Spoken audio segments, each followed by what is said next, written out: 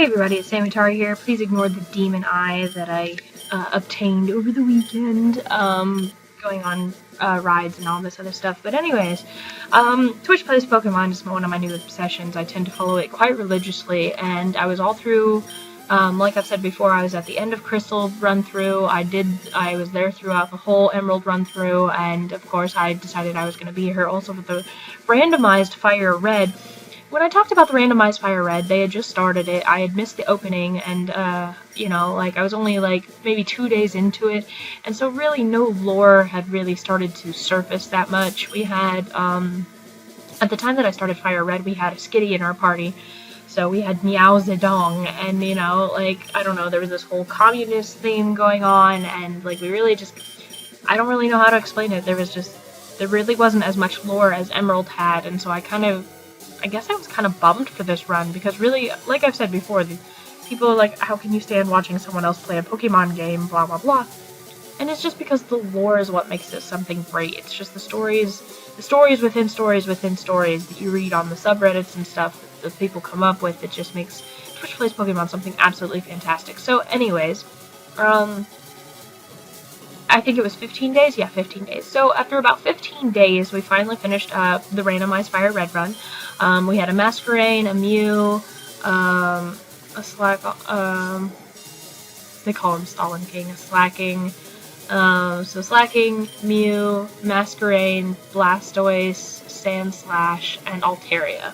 And that was basically our party that finished off the Elite Four, and it wasn't actually bad. It only took 4 attempts, unlike Emerald version where it took like 103. So yeah, I'm really trying to think of what to say about this. So the fact that this was randomized is what really made it a unique experience, because we were finding Pokemon that we normally wouldn't find during this run, or even if we did, we wouldn't find them until later on. We were finding a lot of Pokemon with really strange abilities that they just normally didn't have, moves that they normally couldn't use, like punches and whatnot, that, you know, normally they wouldn't be able to have otherwise. Like I said, we traded a Nidoran male for a Mew, like, so really that's what made FireRed different from all the other runs, was the fact that it was randomized, and the fact that it was just so odd. Someone made it a point, there was this big long story about, it's called the Return, and basically what happened is, usually, Twitch Plays Pokemon is never really about what Pokemon is really about. Pokemon games are about the bond that you create with your Pokemon in order to become a great trainer. The reason why you become the league champion is usually because your trust in your Pokemon is so great that, you know, you can overcome any obstacle. And in Twitch, that's not the case. In Twitch, you know, we always have these lores and these sub-stories that really kind of wash away what Pokemon's really about. And we stray away from the main storyline. But it was really cool because one of our Pokemon, Slacking, or Stalin King, or DJ, whatever you want to call him, he knew the move Return. And it kind of became the new rollout, where it was the move that was one of the most often used. And as for those that play Pokemon, Return is based on how well your Pokemon love you. Like, the more damage it does. Depends on how much your Pokemon likes you and respects you and trusts you, blah. And you, of course, obtain this by using the Pokemon often and, you know, keeping them healed and blah, blah, blah, blah, blah. So, yeah, what was I going to say? Okay, so yeah, so basically we ended up using Return a lot, and it was a beast move. Like, it ended up kicking ass. So in the end, like, someone made it a point to say, you know, we've always strayed away from Pokemon, from what it was really supposed to mean. But with the Randomized FireRed and Slacking knowing Return, we finally came full circle and came back around to the true meaning of Pokemon, which is love and respect for your partners, you know, kind of thing. So I thought that was really cool. Anyways, getting back on track to what I was saying, FireRed for me was a really good run. I liked the fact that it was randomized. It kept things interesting, it kept things new, because you didn't know what was going to happen. Not only were the Pokemon randomized, but the gym leaders changed type as well. You know, Brock was suddenly bug type, Misty was suddenly poison type, Lieutenant Surge was, you know, I think he was ground type? Yeah, he was ground type, and so was Blaine. Blaine was also ground type. Giovanni ended up being a fighting type, Koga ended up being a flying type, Erica was an ice type, Sabrina was normal type, like, really awesome stuff. You never knew what to expect, so it's not like you could really plan for the gym battles because you just didn't know what type they were going to end up being. Granted, some people did get into their little machines and were like, okay, if I take the randomized code here and I put it into my game, we can see that this person will probably be this and will have these types of Pokemons, kind of thing. So I didn't like the fact that there were so many spoilers during this run, but I did like the fact that it was randomized, which kept things fresh and it kept things new. And I think they were doing this to kind of bring back in viewers, to try something new. Because really, over the generations, they have lost a lot of viewers because people are like, okay, it's just going to be the same thing over and over again. These are the people that don't get into the lore or don't stick with the community as firmly. At least this is my personal opinion and my belief. So, yeah. So, I was kind of disappointed that I wasn't able to be there for the actual final battle and I had to watch it the night after. They had literally won the game like 1 hour after I woke up, and I was so disappointed because right before I went to bed, we weren't even at Indigo Plateau, so I was like, okay, I got, this is fine. Then the next morning I checked it, it was like, Platinum starts in 5 days, and I'm like, are you kidding me? Like, so I was just like, I missed it. So I had to get back on YouTube and I had to watch it later on. So that's the video you're watching now, is the final video, the battle between Green.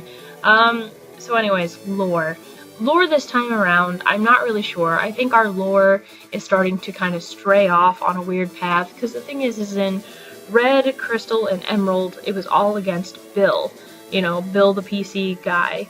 And the reason why everybody was against Bill was because he was the one that was making us our Pokemon. Like, they pinned him as the bad guy of the story. He was pure evil, and he was working for the Pokemon, for the Dome Fossil. He was working for the Dome Fossil, which is the equivalent of Satan. Whereas Helix Fossil is the Lord. And Amber is the Archangel. So anyways, like, the lore, I felt like started falling off the path because, we ended up choosing the Dome Fossil, and and the lore said that, like, this new A in this universe was Bill's daughter, and maybe Bill wasn't a bad guy after all. So there were so many different lores going on that it was kind of hard to keep track, whereas there was mostly a unified lore, from Red all the way running until Emerald. In FireRed, there were people that wanted to basically pre-lore. They wanted to come up with lore before the game even started, and that kind of made people angry, and that made people branch off and create their own lore after the story had started. And so you had like 3 or 4 different storylines going on. So in some of them, Bill was not a bad guy at all, and it's actually the voices that are the bad guys, which added a new twist. There was also the story where A, in this universe, was actually Bill's daughter, and she was in a coma. I like that one too. And that's why she chose the Dome, because her father works for Dome.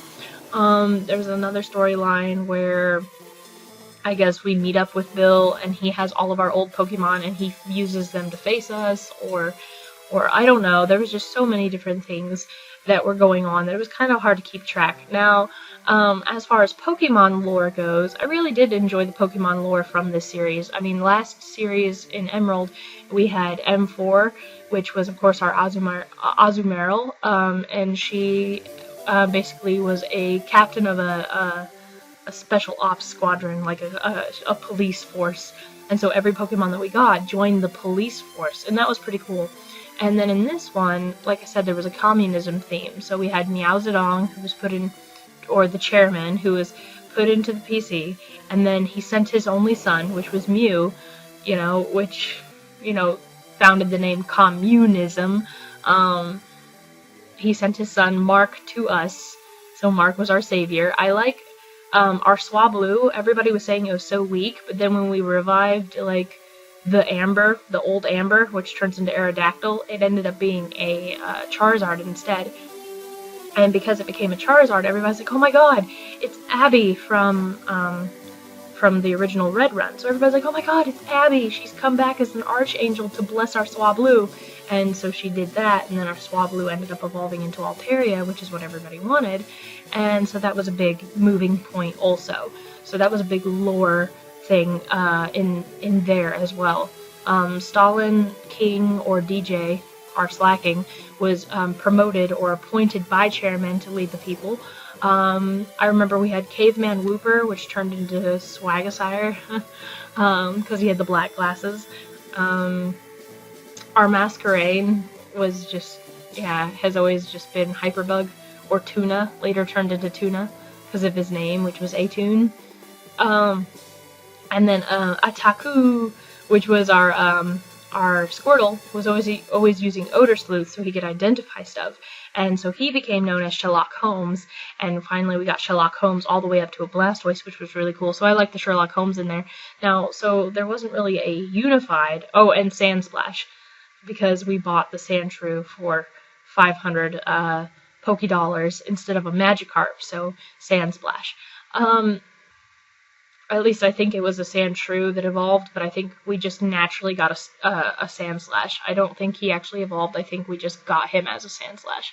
Therefore, Sandsplash.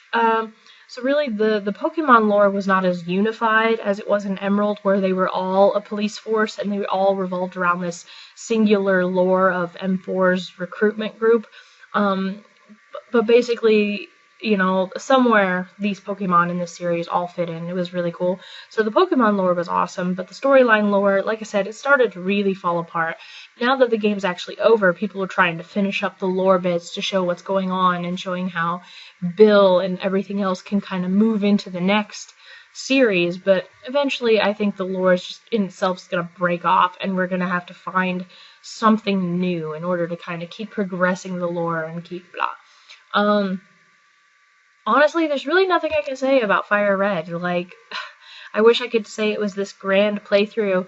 The thing is like, Emerald moved me. Emerald moved me because it had so much stuff. It had great lore, it had great Pokemon lore, it had great story lore in general. I liked how everything revolved around M4. It barely even reflected on the Pokemon, like, player, like the trainer herself. It was mostly just about the Pokemon and what they were doing, and that's why I think the lore was so great. And like I said, it was almost moving these stories, because you just got so attached to the Pokemon, and you got so attached to just the story surrounding this person. But in this one, they had such great ideas, but it was the pre-planning and the mixing and everything else trying to create this big unified thing, and adding in all the other gens before it. The thing is once they started doing that, I believe that the whole thing kind of fell apart. It was one of those things where you watched it because you wanted to, and like sometimes you had moments where you're like, oh, you know, like when Zapdos ended up being a Mewtwo, and we're like, oh my god, catch it, and then we ran away from it, and it's like, you know, like, there were painful moments like that, and there were still those moments that made your heart go, oh my god, you know, and it was fantastic. But like the Mew thing, when we found out we could trade a Nidoran male for a Mew, and we actually coordinated ourselves enough to do that, like, those were great moments. But overall, it was not as exciting as Emerald. You know, I wasn't as excited for it. It didn't move me as much. It didn't basically touch me as much as the Emerald playthrough did. Not as many people were involved with it. There wasn't as much artwork or lores or anything that could have basically just bumped it up a little or made it better. So yeah, I wish I really knew what to say about it other than that. Like, but basically, right now, I guess my mind's just set on Emerald, or not Emerald, but my mind's just set on Platinum and what's going to happen with Platinum, because we're moving away from the Game Boy stuff, and we're moving into the next generation, which of course is Platinum, and then we're planning on doing either Heart Gold or Soul Silver, and then of course we'll move into Black and White and Black and White 2, and then hopefully up until X and Y. And I guess the last thing I would say is that moving up in the generations, this has posed a question, and someone's like, isn't this going to start getting illegal? First of all, it's technically illegal anyway, since these are being played on emulators, but the thing is people play on emulators all the time, and Nintendo hasn't done shit about it. Now, because the Nintendo Wi-Fi services are ending May 12th for the Nintendo DS systems, or anything, basically for the Pokemon games under 6th gen, which is X and Y, basically people have kind of come to this agreement that anything under X and Y is basically irrelevant. It doesn't matter.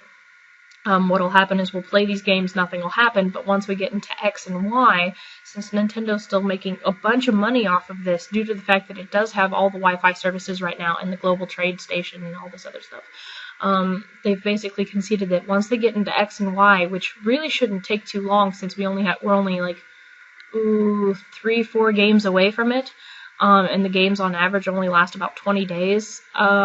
Since we're only like 3 or 4 games away from it, they're worried that once it gets into the X and Y stages, it'll become a piracy issue. Now, I'm not really sure how this works. I'm not even sure if it will really become a problem, but all I can say is that I am glad that Twitch is continuing with the series. I do want to see what they come up with for Emerald. I do want to see how everything works and if we can coordinate ourselves enough to actually get this game done. So yeah, so really that's really all I have. I don't have anything else. I can't say anything about it because really, like I said, there's really nothing to say. It's pretty self-explanatory. It was Pokemon FireRed version, but it was on a randomizer, which, I mean, shook things up a bit, but really, like, as far as lore and everything else, it just wasn't as deep as Emerald, and therefore it really just wasn't as fun to me, but I still liked it either way, and I still, like, checked up on it every single day to see what was going on. So yeah. Anyways, go ahead and hit like if you like this video. I'm sorry it wasn't the most in-depth thing in the world.